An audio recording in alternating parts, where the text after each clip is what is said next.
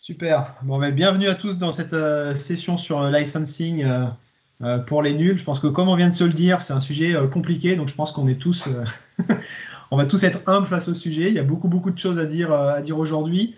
Ce qu'on vous propose, c'est, on s'est déjà présenté rapidement avant, mais pour ceux qui viennent d'arriver, donc on est deux sur cette session. Damien Tastet et moi, tous les deux, on est technical spécialistes, donc architecte avant-vente chez Microsoft. Donc, ce qu'on vous propose, c'est de regarder d'abord le détail du licensing, parce qu'avant de rendre ça un peu plus concret, il va falloir quand même comprendre de quoi on parle. Et surtout, ce qu'on voulait, c'est rentrer assez rapidement dans des cas pratiques pour que, au lieu de vous asséner des listes de telle licence inclut ça, mais pas ça, on rentre beaucoup plus dans comment vous pouvez utiliser le licensing au quotidien. Donc, d'abord, la première chose à avoir en tête, c'est que Power Platform, souvent, on a des gens qui le réduisent peut-être à Power Apps. C'est bien tous ces produits-là. Je pense que vous avez dû le voir sur plusieurs sessions déjà aujourd'hui, mais je pensais que c'était important de repartir de ce point-là, de dire il y a bien plusieurs produits dedans. Power Apps pour faire des apps, Power Automate pour automatiser des process, Power Virtual Agent pour faire des bots de conversation, BI pour analyser les datas. Et puis, tout ça qui repose sur la même plateforme de connectivité, d'intelligence artificielle et de gestion de données au volume.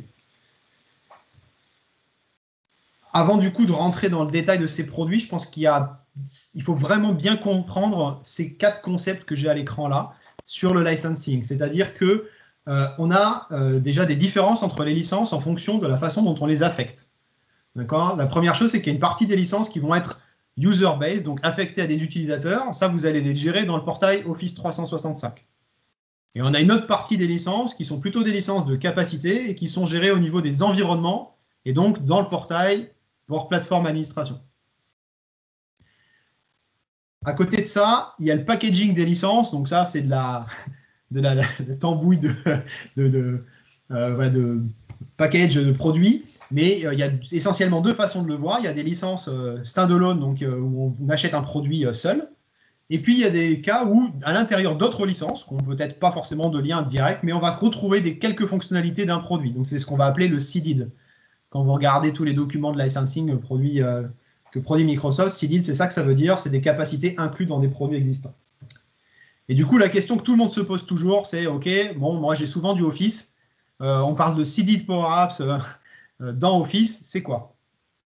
Donc, si on reprend notre petit schéma d'architecture de tout à l'heure, sur nos produits, on a quoi dans Office? Eh bien, on a l'ensemble des capacités de la plateforme, mais avec certaines limitations. Sur Power Apps et Power Automate, ça va surtout être, on a les connecteurs, on va avoir les connecteurs standards. Vous les avez en bas, grosso modo, c'est 1/3 des connecteurs disponibles. Vous avez les chiffres. Sur Power Virtual Agent, on va avoir l'ensemble des capacités, mais on peut le faire que dans Teams. Donc, si on veut publier ce bot sur un autre canal, que ce soit, je ne sais pas, Facebook, un site web, peu importe, hors de Teams, ça ne sera pas dans les licences Office. Power BI est inclus uniquement dans les licences Office les plus élevées. Et puis, la partie Microsoft Dataverse ou Oakdale ou Common Data Service, suivant le moment où vous avez pris le train en marche, il y en a une partie, mais elle est vraiment très limitée au contexte de Teams. Et si vous avez besoin de plus de détails sur cette partie-là, je n'y reviendrai pas forcément maintenant. Je l'ai fait pas mal en détail ce matin, donc je vous invite à regarder cette session-là si vous avez des questions sur la capacité de Dataverse inclus dans Office. Du coup, à l'intérieur de ces licences-là, pour quelles raisons, finalement, j'irai acheter d'autres licences que Office? En fait, il y a souvent 3 cas qui vont nécessiter d'acheter des licences en plus de Office. Ça va être tout ce qui va tourner autour de la gestion de données, que ça soit d'avoir plus de volumétrie ou de mieux la mettre en forme ou gérer l'audit sur ces données-là, bénéficier des modèles existants de Common Data Model. Toute cette partie data management, elle va nécessiter des licences supplémentaires. Toute la partie security and compliance aussi, donc toutes les organisations notamment qui travaillent dans des environnements très régulés, ça va être compliqué parce qu'il va manquer un certain nombre de fonctionnalités dans Office pour vraiment cloisonner les accès et puis tracer les actions des utilisateurs.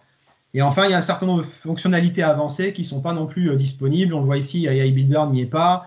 la partie automatisation RPA non plus, et certains services comme l'utilisation de la cartographie, par exemple, sont exclus de la partie Office. Surtout si vous avez des questions, vous n'hésitez pas à les poser en parallèle. Je pense que Damien va compléter, puis je vais lui passer la main là et je prendrai la suite. En tout cas, je voudrais que la partie Office soit claire avant de rentrer dans les licences Power Platform en tant que telles. Voilà. Du coup, Damien, je te laisse enchaîner sur la partie Power Apps.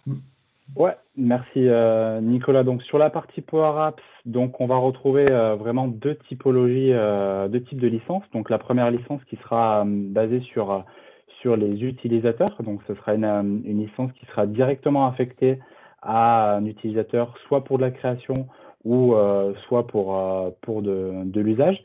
Et enfin, l'autre type de licence qu'on aura, donc là, ce sera plutôt sur des cas d'usage ou des utilisateurs qu'on va appeler avec un usage léger, donc qui accéderont un nombre limité d'applications Power Apps. Donc, dans cette licence-là, on peut accéder jusqu'à 2 applications et également un portail. Et disons que le dénominateur commun entre ces deux types de licences, ça va être au niveau des data connecteurs. Donc, il n'y aura pas de limite comme il peut y en avoir sur Office. Donc là, on pourra accéder autant à des connecteurs standards que des connecteurs premium ou même que des connecteurs customisés ou même que des data gateway. Ensuite, on pourra toujours accéder et ajouter un petit peu d'infuser de l'intelligence artificielle directement au sein de la Power Apps par l'intermédiaire des add-ons. Et enfin, inclus dans ces licences, le Dataverse, donc l'ancien Common Data Service, pour pouvoir y stocker facilement vos données.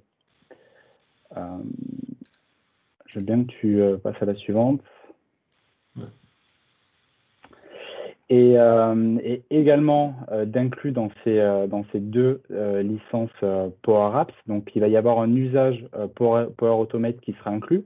Donc si on prend un exemple, si demain il y a un flow qui est déclenché lorsqu'on appuie sur un bouton dans votre Power Apps, donc ce flow sera bien entendu inclus dans les licences Power Apps, donc il utilise à la fois des licences des connecteurs standard ou des connecteurs premium. Ensuite, le stockage, donc ce sera incrémental en fonction de la typologie de licence auquel vous allez souscrire. Donc, si ce sont des licences par user, il y aura un stockage additionnel de 250 MO pour la base de données et de 2 gigas pour les fichiers. Et ensuite, pour la partie user capacity, ce sera de 50 MO pour la partie base de données et 400 MO pour la partie fichier. Et ensuite, sur les normes de call APIs, donc là, pareil, il y a la différence. Donc, il y a plus de calls qui sont autorisés lorsqu'il y a des licences directement validées, enfin une licence par l'utilisateur. Et donc, ce qu'il faut savoir, c'est que autant sur la partie stockage et sur la partie API, donc ça va être un pool de capacité qui sera à l'échelle, qui sera additionné mais au niveau du tenant directement. Sur la partie Power Automate, donc on va retrouver 3 types de licences, donc 2 à l'utilisateur. Donc la première qui permet autant de créer et d'utiliser un nombre illimité de flows. Donc là, c'est la Power Automate per user. Une autre référence qui a les mêmes caractéristiques que la première, plus des fonctionnalités de RPA. Et ensuite, la dernière qui est une licence par capacité, où là, on va venir affecter directement une licence au flow que vous pouvez créer dans votre organisation. Donc là, une fois de plus, le dénominateur commun seront les data connecteurs, donc il n'y aura pas de limite particulière. L'AI Builder, qui pourrait être également utilisé, et également le Dataverse. Donc, l'AI Builder pour la partie Power Automate per user, donc ce sera un add-on additionnel auquel vous devez souscrire. La même chose pour la partie Power Automate par flow. Ce qui est important à savoir, c'est que sur la partie Power Automate per user avec la partie RPA d'inclus, donc là, il y a 5000 crédits qui sont automatiquement inclus dans votre souscription. Donc 5000 crédits, ça permet à peu près si vous faites des flux, par exemple d'OCR, de scanner une dizaine de documents. La partie stockage, donc c'est le même principe que sur Power Apps, c'est incrémental en fonction de la typologie typologie de licence. Donc là, ça reste un petit peu plus simple. On a le stockage qui est alloué autant sur la partie base de données que sur la partie fichier. Et ensuite, sur la partie Call APIs, donc là, il y en a 5000 sur la partie, si vous prenez des licences par user, et si vous prenez des licences plutôt par capacité, donc par flow, donc là, il y a 15 000 Call APIs qui sont ajoutés à votre pool directement dans votre tenant. Il y a des personnes, on dirait qu'ils ne voient plus les slides. Est-ce que, Adrien, tu continues à les voir? Moi, je les vois correctement. De mon côté, aucun souci. Alors, juste petit aparté, si vous ne voyez plus les slides, assurez-vous de bien cliquer en bas dans les tuiles avec les noms. Il y a les slides normalement qui peuvent se cacher ici. Il faut cliquer, ça va apparaître tout de suite. Je te rends la main, Damien. Parfait. On passe à... Merci. Donc, Power Virtual Agent, donc ce qui est important à savoir dans Power Virtual Agent, c'est qu'il va y avoir vraiment 3 concepts principaux au niveau du licensing. Donc le premier, ça va être la licence que vous allez affecter à l'utilisateur pour qu'il puisse créer et venir mettre à jour des bots au sein de votre tenant. Donc là, la licence, pour effectuer ces différentes actions, il faut savoir qu'elle est gratuite, mais il faut quand même pouvoir l'ajouter au sein de votre contrat pour qu'ensuite elle soit affectée à l'utilisateur dans le portail Office 365. Après, il y a une autre typologie de licence qui, elle, va être au niveau de votre organisation, donc au niveau de votre tenant, qui est à 1 000 $ et qui va vous donner, qui aura d'inclus 2000 sessions. Donc, une session, ce sera quand un utilisateur déclenchera une conversation avec l'agent virtuel intelligent. Et une session, en général, ça dure, d'un point de vue Microsoft, ça durera 60 minutes et un utilisateur pourra demander avoir jusqu'à 100 interactions au sein d'une même session. Et ensuite, il n'y a pas de limite du nombre de bots que vous pouvez créer au sein de votre tenant.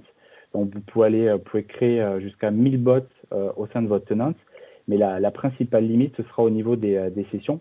Et donc, si vous souhaitez avoir des sessions supplémentaires, en plus des 2000 qui vous sont directement affectées par défaut, vous pouvez en racheter sous forme d'add-on de 1000 sessions supplémentaires.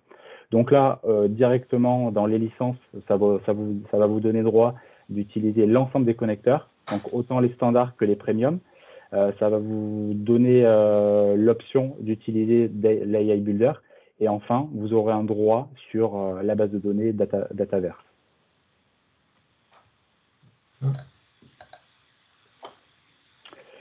Sur la partie Power Automate, et ce qui est important à savoir, c'est que si vous créez directement un flow à partir de l'interface Power Virtual Agent, donc un flow qui peut utiliser à la fois des connecteurs standards que des connecteurs premium, ce sera inclus directement dans la capacité, dans la licence capacity de votre Power Virtual Agent, comme si ce sont des flows, bien entendu, qui restent dans le contexte Power Virtual Agent.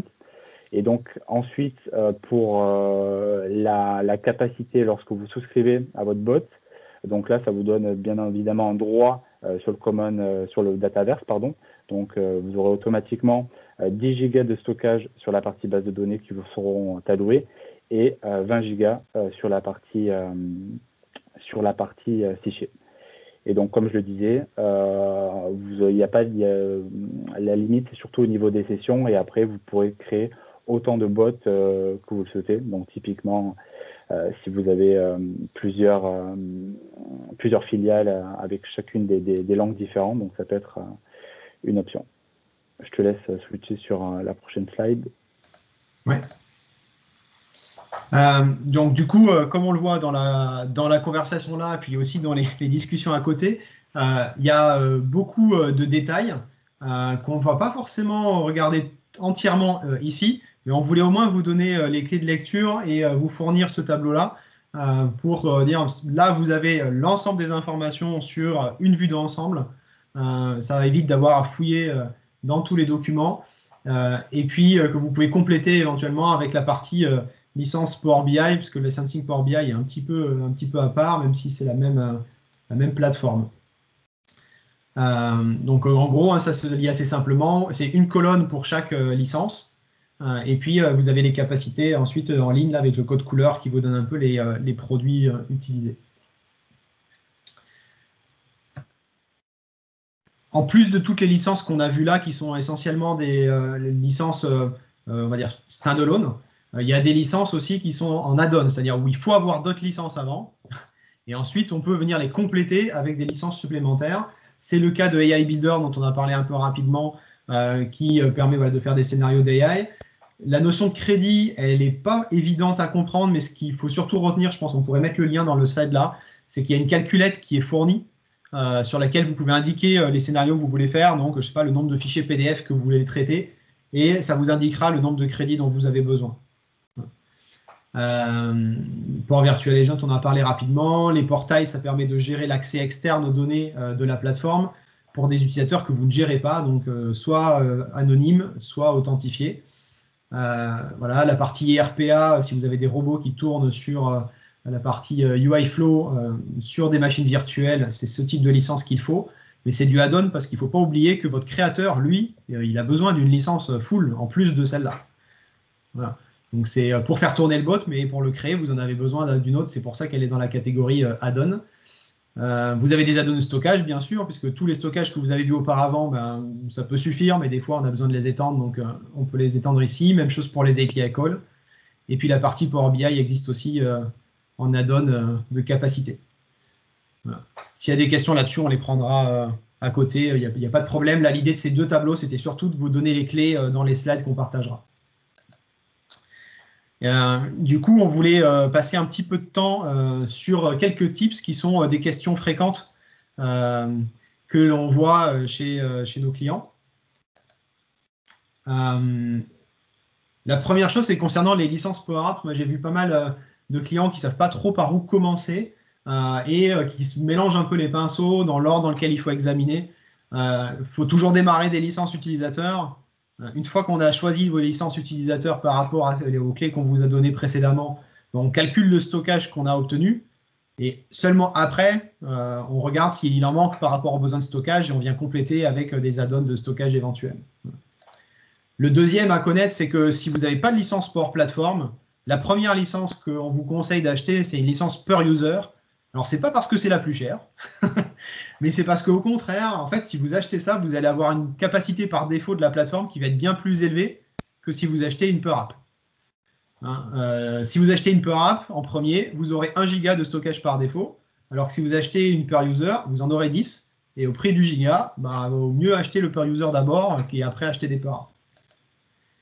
Si on prend des exemples ici de calcul, si on prend le premier cas où j'achète que 20 per app, licences per app, vous voyez que mon défaut sur le database, ça va être 1 giga. Du coup, avec mes 20 licences ici, donc j'ai 20 x 50, ça me donne 1 giga de plus. Et du coup, j'obtiens que 2 gigas de stockage database. Alors que si j'ajoute juste une seule licence per user en plus, je passe de 1 à 10 gigas de stockage par défaut. Et du coup, je me retrouve avec 11 gigas et quelques à la fin. Donc, sur des petits volumes, ça fait une grosse différence. Donc, vraiment... commencez toujours par une per user dans le premier achat, au moins, pour avoir cette capacité par défaut. Et le dernier point ici, c'est qu'on voit beaucoup aussi de cas où les gens achètent juste ce dont ils ont besoin. Et si je rejoins un peu la conversation qu'on voit là tout à l'heure, un peu dans le chat, c'est que le stockage, ce n'est pas quelque chose de statique. Ça bouge avec l'usage de vos utilisateurs, mais aussi ça peut bouger éventuellement avec des mises à jour de version du produit. Ça a la marge, mais quand c'est des petits volumes, ça peut se voir. Donc gardez toujours un petit peu de marge là-dessus, que ça soit au niveau des licences utilisateurs ou du stockage. Les cas les plus fréquents, c'est quand on veut démarrer une gouvernance et installer par exemple le COE Starter Kit. Il y a eu une session ce matin de Manuela. Si vous n'avez pas de stockage dispo, vous serez coincé, ça va retarder votre mise en place. Et même chose, maintenant que Dataverse for Teams est disponible, il y a certaines fois où il y a des équipes qui vont atteindre les stockages max. Et du coup, il faudra les upgrader en licence payante. Si vous n'avez rien prévu pour ça, ça va aussi ralentir l'utilisation de ces applications. quelques autres types, mais cette fois-ci sur Power Automate. Je ne sais pas si vous avez de l'expérience de licence sur Power Automate, mais souvent, la grosse question qu'on se pose, c'est mais à qui je dois donner une licence? Parce que le flow, il peut démarrer de différentes façons. Et du coup, qui est réellement porteur de la licence? Donc, on voulait vraiment clarifier ça. C'est-à-dire qu'en fait, en fonction du trigger, donc du déclencheur de votre flow, la personne qui doit avoir la licence n'est pas la même. Donc, la plupart des flows sont des flows qu'on va dire automated. Donc, c'est des flows qui sont soit planifiés, je vais tourner tous les lundis à 14 h, ou qui se déclenchent sur des événements. Donc, quand il y a un nouveau mail qui arrive ou un contact qui est créé dans ma base Dataverse, je vais déclencher ce flow-là. Dans ce cas-là, la licence, elle est portée par le propriétaire du flow. Bien sûr, si vous pouvez aussi donner une licence de flow pure, qui ne soit pas dépendante des utilisateurs, mais en tout cas, ce n'est pas ceux qui vont être à l'origine de l'action qui a déclenché le flow qui ont besoin de la licence, c'est bien celui qui en est propriétaire. L'autre cas après, c'est les flows instantanés, donc ceux qui vont être déclenchés immédiatement, soit parce que je clique sur un bouton dans l'interface de flow ou d'Office, ou que j'appelle directement un trigger HTTP. Ben dans ces cas-là, c'est l'utilisateur qui déclenche le flow. Donc, si j'ai 200 users qui doivent déclencher ce flow, je vois Adrien, tu lèves la main. Oui, j'ai une question juste très rapide au-dessus, sur la première ligne que tu viens d'évoquer. Est-ce que du coup, cela veut bien signifier que si on souhaite basculer le type de licence, non pas sur le flow owner, mais bien sur le flow lui-même, c'est ce qui nous permet de bénéficier de plus de capacité, de plus de ressources de call pour le flow en question? Absolument. La raison principale qui va être dans la première ligne là, de dire je ne me mets pas sur une licence au flow owner, mais sur le flow lui-même, c'est effectivement la scalabilité du flow. Puisque à gauche, là, suivant les licences que j'ai quelques milliers d'API calls. À droite, j'en ai 15 000. Et au-delà de ça, les seuils aussi techniques derrière ne sont pas les mêmes pour la protection du service. Donc sur le deuxième cas, sur la partie déclenchement instantané, c'est bien l'ensemble des utilisateurs qui déclenchent le flow qui doivent avoir la licence ou une licence au niveau du flow. Mais en tout cas, c'est plus le propriétaire qui porte cette notion de licence. Et un dernier cas qui est important à avoir en tête, on nous a soumis la question encore il y a quelques jours, c'est qu'est-ce qui se passe si mon flow n'est pas déclenché par des clics sur des boutons, mais par une action dans Power Apps. Et spécialement, si ce flow a des connecteurs premium, est-ce que je peux mettre un flow premium et puis du coup de laisser mes utilisateurs Power Apps avec des licences Office? La réponse est clairement non. À partir du moment où le flow est déclenché par une app, c'est les utilisateurs de cette app qui doivent avoir les licences qui correspondent à ce que ce flow fait. Et donc, si ce flow utilise des connecteurs premium, les utilisateurs doivent avoir des licences premium. J'espère que ça clarifie la gestion des licences sur flow parce que c'est des questions assez récurrentes. Et du coup, on voulait aussi vous montrer un petit peu une fois qu'on combine tout ça, à quoi ça peut ressembler pour une organisation type qui démarre sur du low-code sur Power Platform. Suivant que les organisations soient déjà des clients Office ou pas, on peut avoir un point de départ, on va dire, qui est il n'y a pas d'usage du tout, donc pas de licence, ou un usage basique qui est inclus dans les licences Office 365.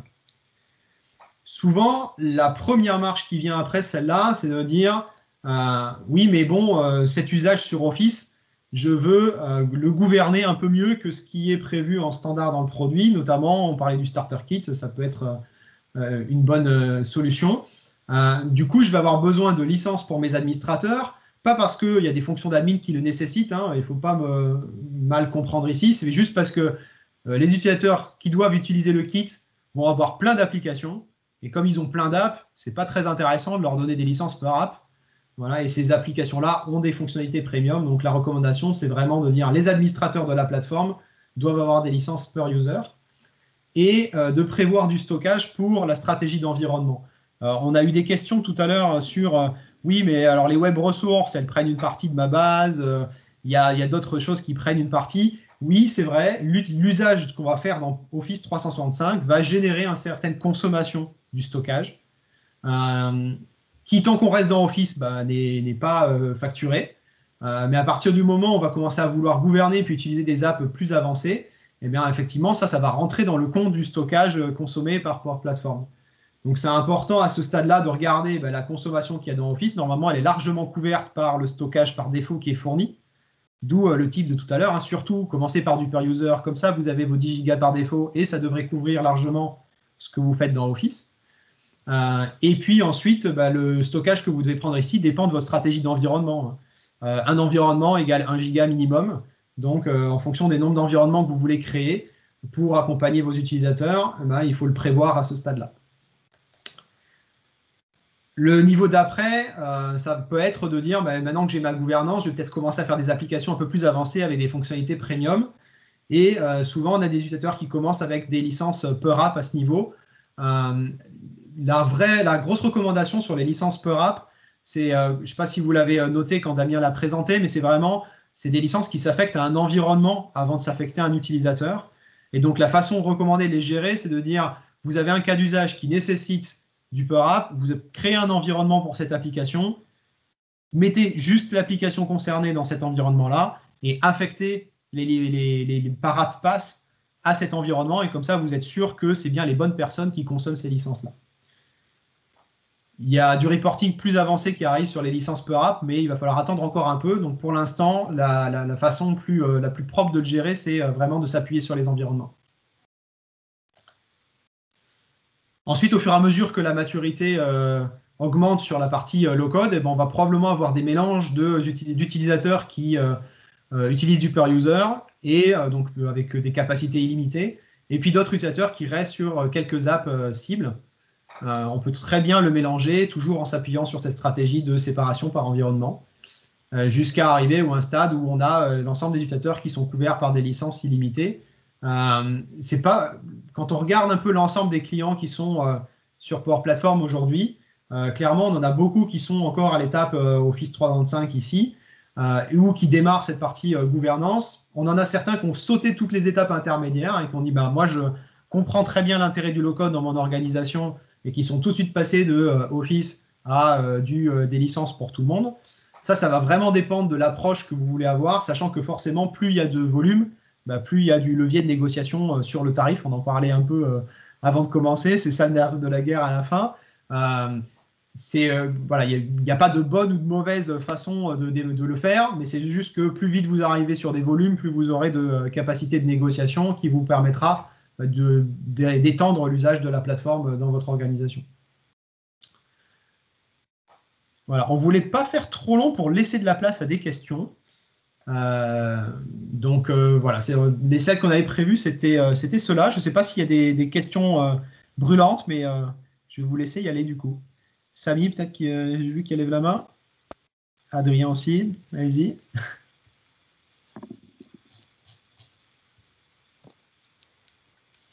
Non, Samy, tu vas commencer?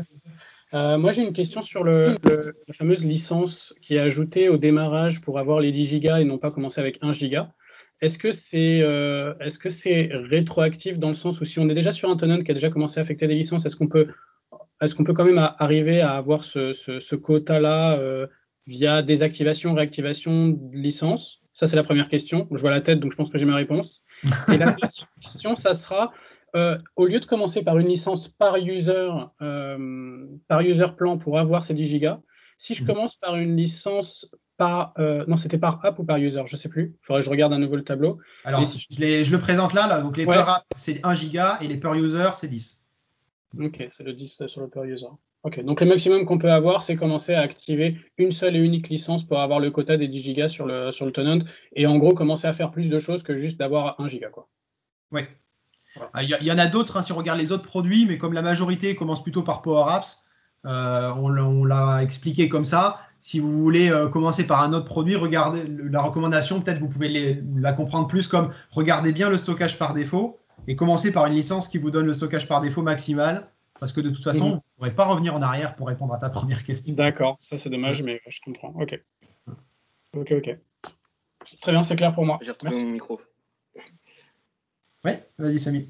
Oui, du coup, j'avais une question. Alors moi, je ne suis pas du tout dans un DSI ou des choses comme ça. Je suis vraiment dans le métier. On a des abonnements Office E3. Oui. Moi, j'ai déjà pu créer des applications. Mhm. Et en fait, c'est des versions d'essai. Mais sauf qu'on a des versions d'essai un peu illimitées. Et je voulais savoir si c'était problématique, si on pouvait quand même l'utiliser et le mettre, travailler vraiment avec pour que d'autres utilisateurs qui eux aussi ont des abonnements E3 puissent les utiliser.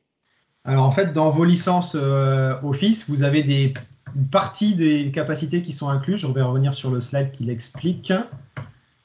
Voilà.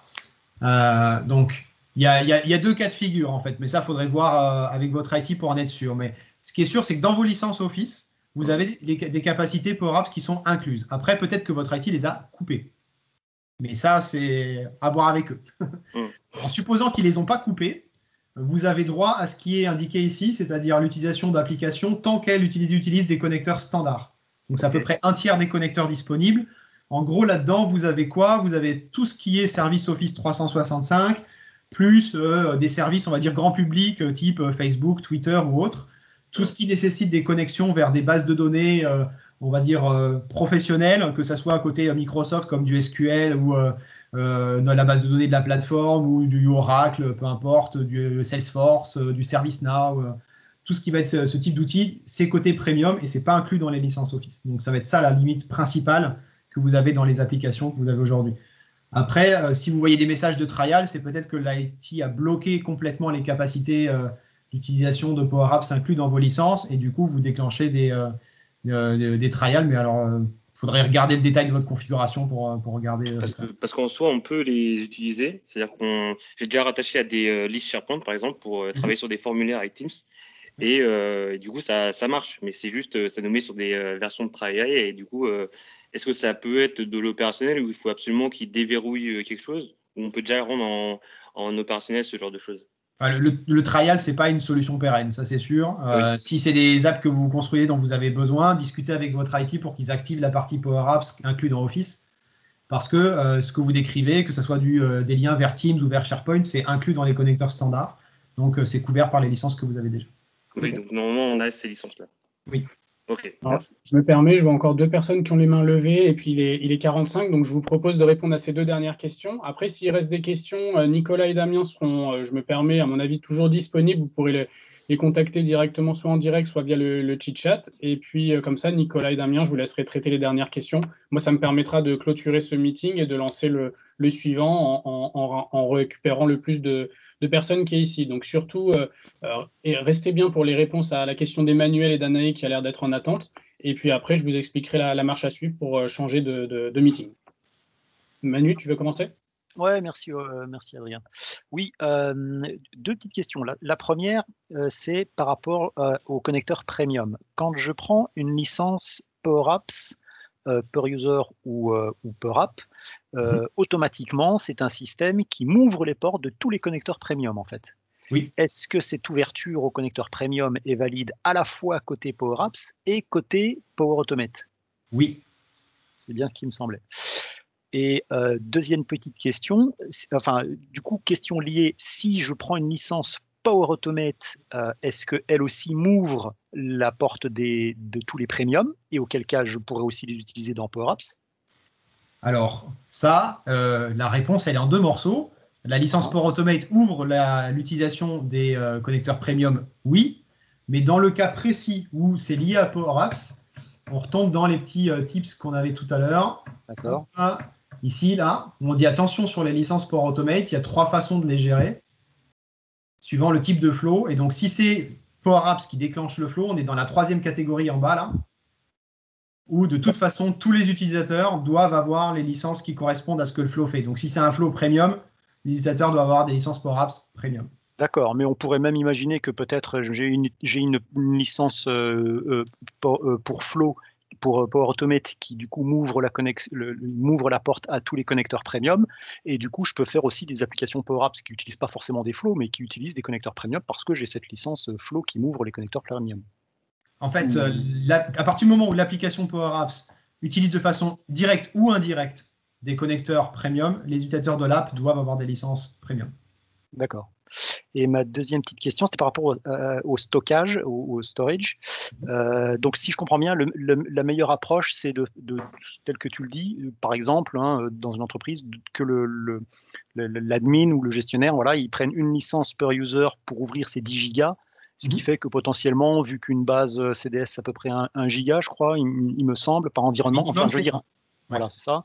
Du coup, potentiellement, je peux au moins déjà créer 10 environnements. Mais en tout cas, ça, c'est le meilleur moyen d'avoir directement à dispo suffisamment de place pour commencer à faire quelque chose. Dans les faits, ça ne sera pas 10 parce qu'il y a une petite consommation de Office, ça sera plutôt 8 ou 9, mais oui, c'est l'idée. Ouais. D'accord, ok, merci beaucoup. Il y avait Anaïs. Bonjour. J'avais une question un peu plus précise sur les licences PeurApp en fait. On se pose la question de savoir comment est-ce qu'on va contrôler le nombre de licences qui est attribué à une application ou à une autre quand je suis dans le même environnement. C'est-à-dire que c'est la question que j'ai posée dans le chat. Si dans mon environnement, j'ai une équipe A qui a une application pour laquelle elle a acheté 15 PeurApp, et une équipe B qui a acheté 30 PeurApp, comment je fais en sorte que l'équipe A, elle ne consomme pas qu'elle consomme pas plus que ces 15 licences achetées? Alors, la réponse va être simple, c'est qu'aujourd'hui, vous ne pouvez pas. Donc, la recommandation, ça va être de séparer ces deux applications dans deux environnements différents pour justement pas mélanger les licences entre elles. Ouais, mais si je ne peux pas, parce que disons par exemple que je ne peux pas créer de nouveaux environnements, je me débrouille, quoi. Ah là, il n'y a pas de... Ok, je voulais juste finir et clarifier quelque chose, pardon. Au niveau des App Pass pour Model Driven, on est d'accord qu'il n'y a pas encore de procédure pour vraiment les attribuer une PeurApp sur une Model Driven. J'ai pas trouvé la manière de le faire en tout cas. Il y a une documentation un peu détaillée sur le sujet, et surtout ça a changé il n'y a pas longtemps. Avant, il fallait gérer la partie... Dans la documentation, il y a marqué que c'est en cours de... Enfin, la dernière fois que j'ai regardé, c'était en cours de définition. Complètement. Sur le cas. En fait, la difficulté, c'est pas tant sur l'affectation que, en fait, l'affectation de la licence, il est transparent. Hein. Il se fait en arrière. Le problème, c'est le séquencement des opérations parce qu'en fait, on ne veut pas que la licence, on veut aussi que la personne ait accès derrière à l'application Model Driven, donc soit présent dans la liste des utilisateurs de cette app. Et ça, il faut réussir à le déclencher. C'est généralement là que c'est un petit peu compliqué. Je ne pourrais pas l'expliquer en détail là, mais par contre, on peut regarder ça ensemble si vous voulez, il n'y a pas de souci. Donc pour l'instant, si je veux ouvrir une Model Driven, il suffit que j'ai des PeurApp dans mon environnement où il y a ma Model Driven, c'est ça? Oui, mais vous allez avoir quelques peut-être difficultés pour synchroniser vos utilisateurs avec cet environnement-là. Voilà. Oui, il faut faire attention. C'est pour ça que la documentation, elle est encore en train de bouger. Parce qu'avant, il fallait affecter des baseline access. Je ne sais pas si vous avez eu cette partie-là. Et le feedback qu'on a eu des clients, c'est que c'était trop compliqué de gérer des baseline access en plus des licences normales. Donc, on est en train de les enlever pour rendre ça plus simple et d'affiner le process d'affectation des licences. Voilà.